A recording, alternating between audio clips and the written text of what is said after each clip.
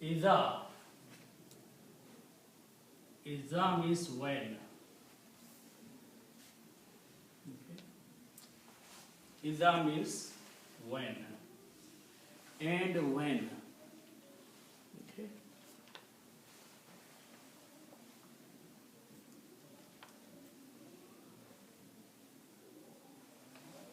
And when. Okay. Now the next word starts with these root letters Qaf, Dad, and Ya.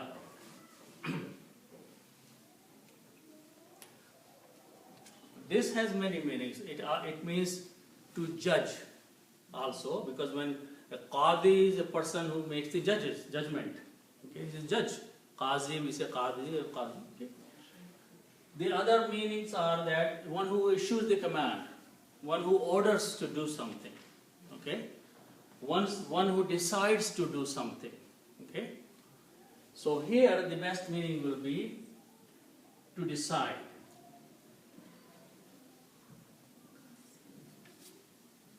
Okay? Now in the grammar, when we have three letters, and we put a fatha on all three of them, it becomes the past tense for the third person. He did. Okay? If we apply that rule here, this will become Qaf with a fatha, Dad with a fatha, and Ya with a fatha. Okay? Ya being a weak letter and fatha on it, it is not pronounced, but it is pronounced like an alif. Qada, like that. Okay. Qada means he decided. Here I would like to know what is the other qaza, namaz qaza. How do you write that? Qaza. That's the same. That's Same stuff. Yeah. Really? Yeah. The meaning is absolutely. Meaning is that means to make up. To make up. Yeah. In writing it's the same, Namaz or qaza. with the small cap. No, it is written like that. Oh, I thought it was with the small cap. No, The other cap. no. This is what it is. Yeah.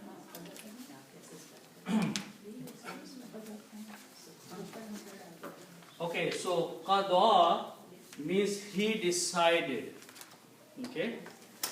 So the meaning is he decided. Okay? Now, one more thing here to emphasize is that in Arabic, when you use the word is and when you use the word iza, what's the difference between these two words? Both have the meaning of when.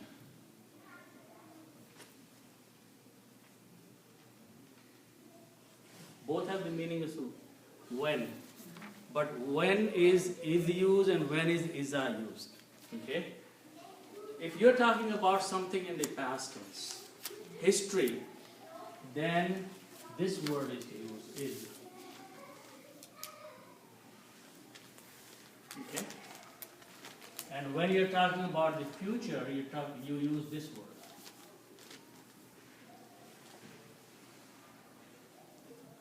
Okay? So here the word is وَإِذَا قَضَى. So here, because إِذَا is before that, so instead of translating when he decided, you can translate when he decides.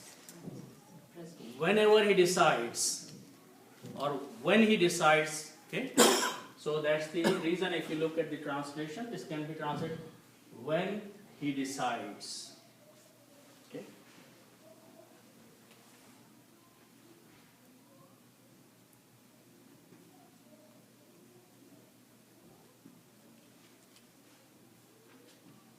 Okay?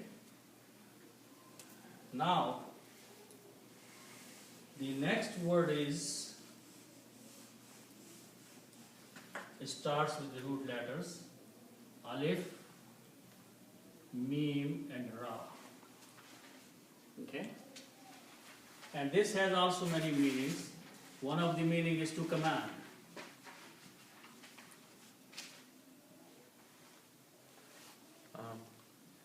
Hi, Assalamu alaikum. The thing is, like, when you read the Quran,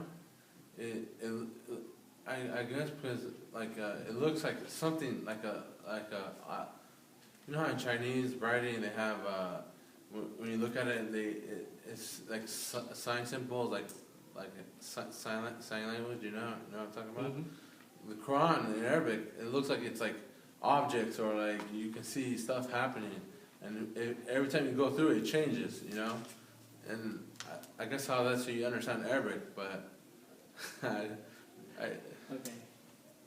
So let's get back to that. So amara means to command, okay, or to issue a matter or something. So when we make the noun is made by the combining amrun. Amrun means a command. Amarun or Amrun? Amrun. Amrun. Okay. And or a matter.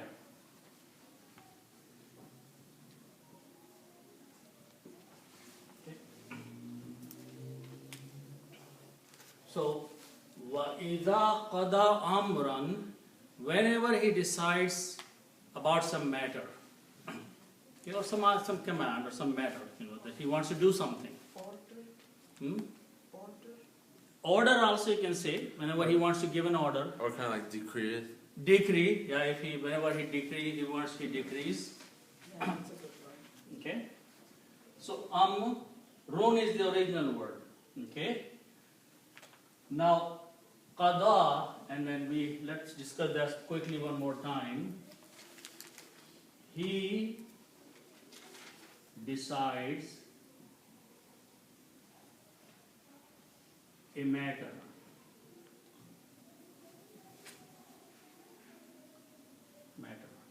So this is qada.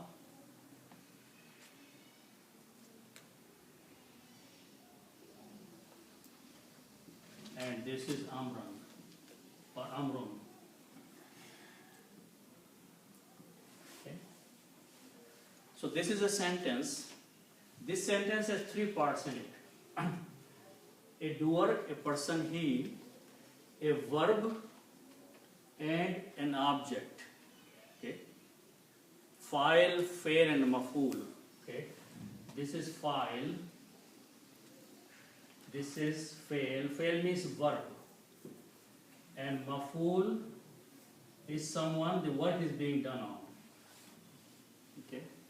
So in a sentence like that, when you have all three things, a doer, something is being done, and an object that's being done on, then in that the maf'ul changes two dhammas to two fathas here. Okay? So this word will become amran instead of amrun. This will remain the same. Okay? So that's the reason in the Quran the original word was amrun, but it is amran because it's in the sentence like this. Okay? So whenever he decides a matter, Did you say fa'al is a, can you say that? okay, file, Is that which one is a subject and object? okay, so in here, In English? in English, this is subject. Fa'al is a subject. Yeah. This is an object, and this is a verb. Okay? So a complete sentence contains all three things. A verb, a subject is the person who is doing something. An object, something he is working on. Okay? So maf'ul always loses its two dhammas into two fathas. Okay? And it becomes in the state of nasab instead of rafa. So whenever he decides a matter, Allah subhanahu wa ta'ala decides to do something. Okay, what he says or what he does, فَإِنَّمَا يَقُولُ. Okay. فَإِنَّمَا, fa means so, innama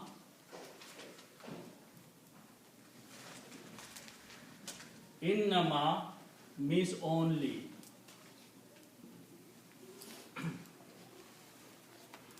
Okay. Then only. Okay. Fa means then or so, but then only. Okay. Now one more thing I want to point out here, that when I wrote the word qada, that was written like that, okay?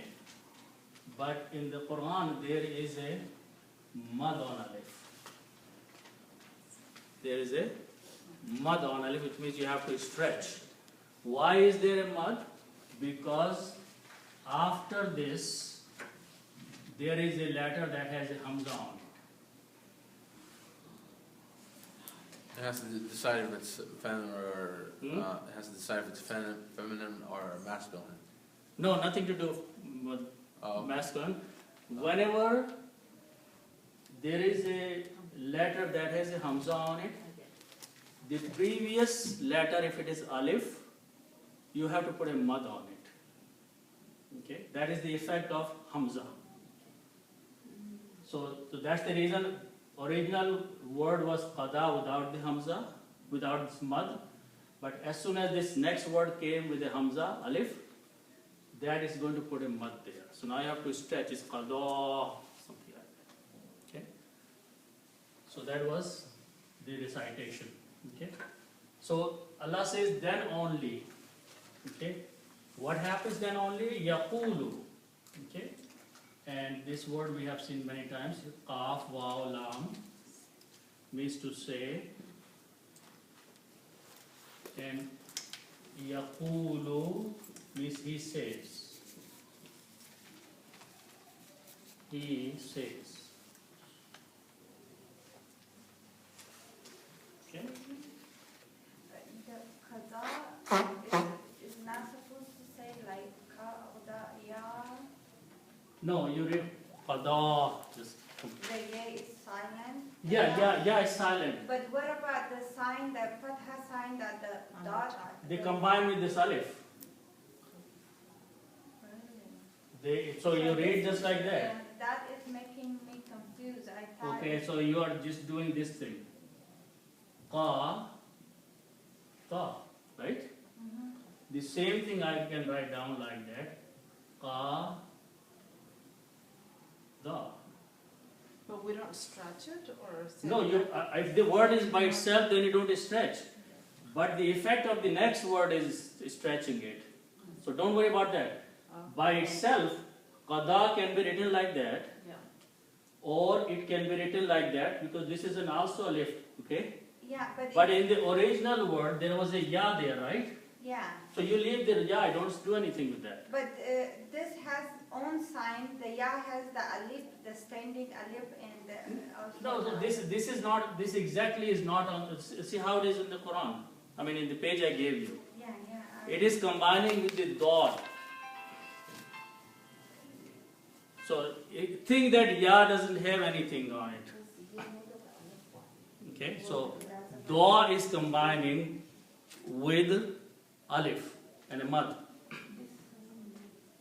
Okay. That's why I'm making sign.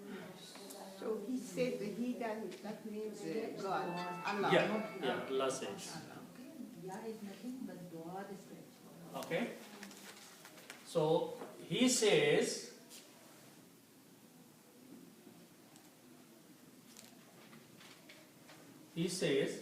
lahu means to it. Lam with a fatha means to or for. Who means he or it. Okay? So lahu means to it.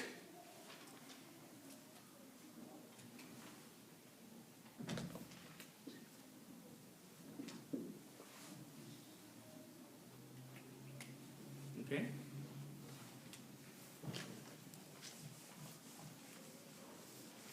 Then the next two words have the same root, kaf, waw and noon. This means to be or to become.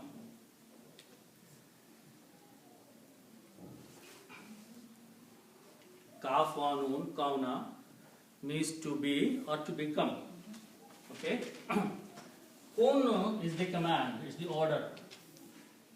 Kun means be or become.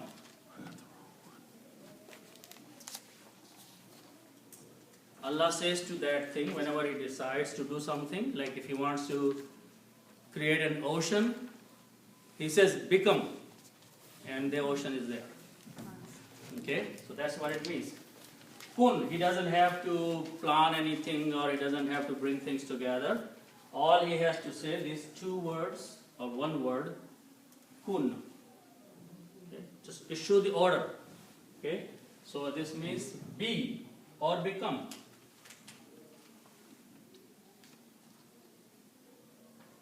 Be.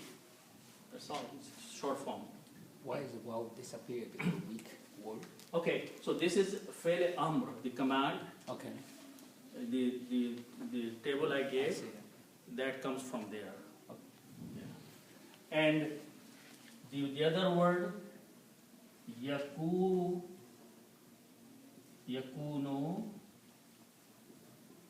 means it becomes.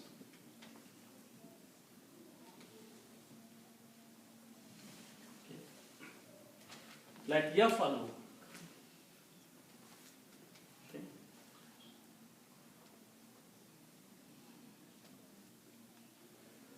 So it becomes.